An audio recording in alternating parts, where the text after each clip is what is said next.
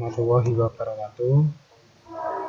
Ketemu lagi di channel saya, Baswati Arifta Yuda, dalam tugas individu mata kuliah teknologi dan media pembelajaran, dosen pengampu Bapak Saiful Hayat. Kali ini saya akan membahas materi larutan elektrolit dan non-elektrolit. Apa itu larutan? Larutan yaitu campuran homogen 2 zat atau lebih dengan berbagai perbandingan komposisi dan memiliki sifat-sifat seperti komponen penyusunnya. Berdasarkan daya hantar listrik, larutan dibagi menjadi dua, yaitu satu larutan elektrolit dan yang kedua yaitu larutan non-elektrolit. Larutan elektrolit sendiri dapat dikelompokkan menjadi dua, yaitu larutan elektrolit kuat dan larutan elektrolit lemah.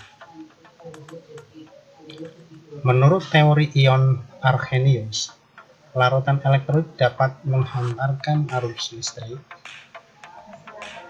karena mengandung ion-ion yang dapat bergerak bebas. Contoh senyawa elektrolit yaitu NaCl, KOH, CH3COOH. Reaksi ionisasinya untuk NaCl ini dapat ion menjadi Na+ dan Cl-. KOH dapat terionisasi menjadi ion K+ dan ion OH-. CH3COOH dapat terionisasi membentuk ion CH3COO- plus H+. Untuk larutan non-elektrolit tidak dapat menghantarkan arus listrik. Karena tidak terdapat ion-ion yang dapat bergerak bebas. Contoh senyawanya yaitu alkohol atau C2H5OH. Kemudian urea CONH2 2 kali. Nah, di sini tidak dapat mengalami reaksi ionisasi, artinya tetap hanya berubah wujud saja dari liquid menjadi aqueous. Sama halnya dengan urea, dari padat ini menjadi larutan saja. Perhatikan gambar berikut. Untuk larutan elektrolit, di sini kita contohkan yaitu NaCl. Di dalam larutan, NaCl terion menjadi ion Na+ dan ion Cl-. Dilambangkan untuk ion Na+, ini bulatan yang ada tanda plusnya, dan ion Cl- digambarkan dengan bulatan dengan min. Sedangkan untuk molekul urea, ini molekul-molekulnya sama, yaitu hitam, tidak terbentuk ion-ion. Artinya, dalam air senyawa elektrolit atau NaCl terurai menjadi ion Na+ dan Cl-. Sedangkan untuk senyawa non-elektrolit tetap sebagai molekul. Mengapa sebagai zat dapat menghasilkan ion dan sebagian lainnya tidak? Akan dijelaskan dalam bentuk atau jenis ikatannya. Zat elektrolit berdasarkan jenis ikatan ini dibagi menjadi dua, yaitu senyawa ion dan senyawa kovalen. Senyawa ion, kalau digambarkan untuk bentuk susunan ion-ionnya, untuk senyawa ion ini dalam bentuk kristal, yang A dalam bentuk kristal, yang B ini dalam bentuk lelehan, kemudian yang C dalam bentuk larutan. Nah, dalam bentuk padatan, dalam bentuk padatan atau kristal, untuk senyawa ion ini tidak dapat menghantarkan listrik karena ion-ionnya tidak bergerak bebas. Sedangkan dalam bentuk larutan dan lelehan, ion-ionnya ini dapat bergerak sehingga dapat bersifat konduktor atau dapat menghantarkan arus listrik. Sebagai contoh di sini yaitu senyawa ion NaCl dan MgBr2. Yang kedua yaitu untuk senyawa kovalen. Kovalen dibagi menjadi dua, yaitu kovalen polar dan kovalen nonpolar. Untuk kovalen polar dicontohkan HCl, CH3, COH. Untuk kovalen nonpolar urea dan glukosa. Jenis senyawa untuk kovalen nonpolar, kemudian padatannya sifatnya non-konduktor, lelehannya non-konduktor, dan larutannya konduktor. Sedangkan kovalen nonpolar ini dalam bentuk padatan, non-konduktor, lelehan non-konduktor, dan larutan non-konduktor. Artinya di sini untuk senyawa kovalen polar itu dalam bentuk lelehan dan larutan dapat menghantarkan arus listrik. Sedangkan ini di sini terketik keliru, ini harusnya konduktor.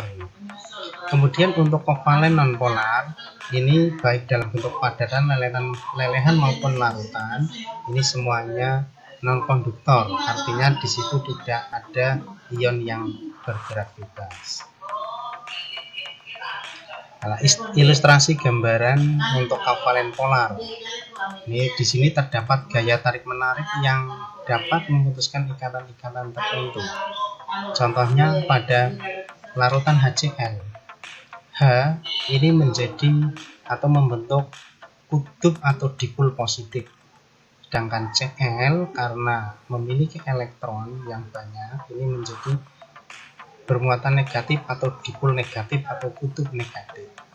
Sehingga dalam senyawa HCl memiliki dua dipol, yaitu dipol positif dan negatif, sehingga bermuatan listrik, artinya dapat menghantarkan arus listrik. Perhatikan, tidak semua senyawa kovalen polar itu tergolong elektrolit.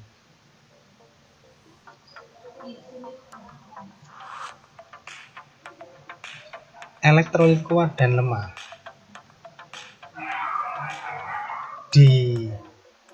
dilambangkan dengan derajat ionisasi atau alfa untuk menunjukkan kekuatan elektrolit kuat atau lemah.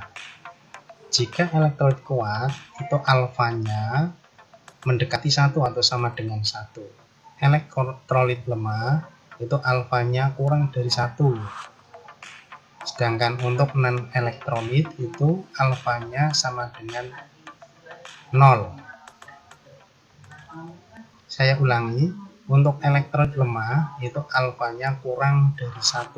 Ini kurang dari 1 atau lebih besar dari 0. Sedangkan untuk non elektrolit itu alfanya 0. Dan elektrolit kuat itu alfanya 1 atau mendekati 1.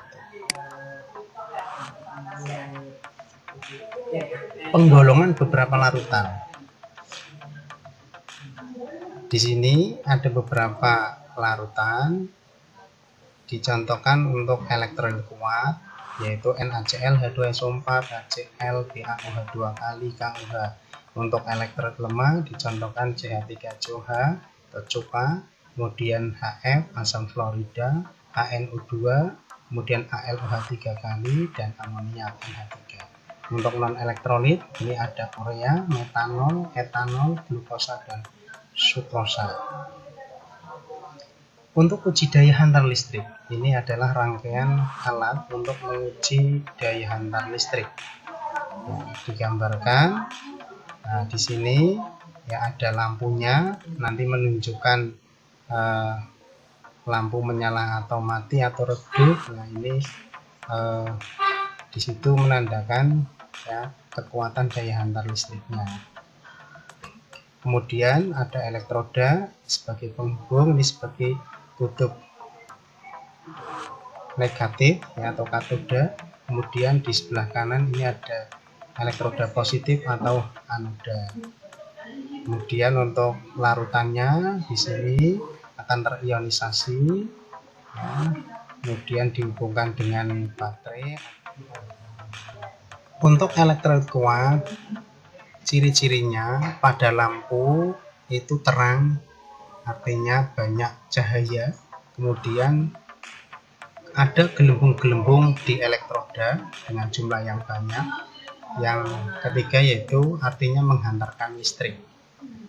Terus untuk elektrolit lemah, ciri-cirinya pada lampu redup atau ya tidak terang.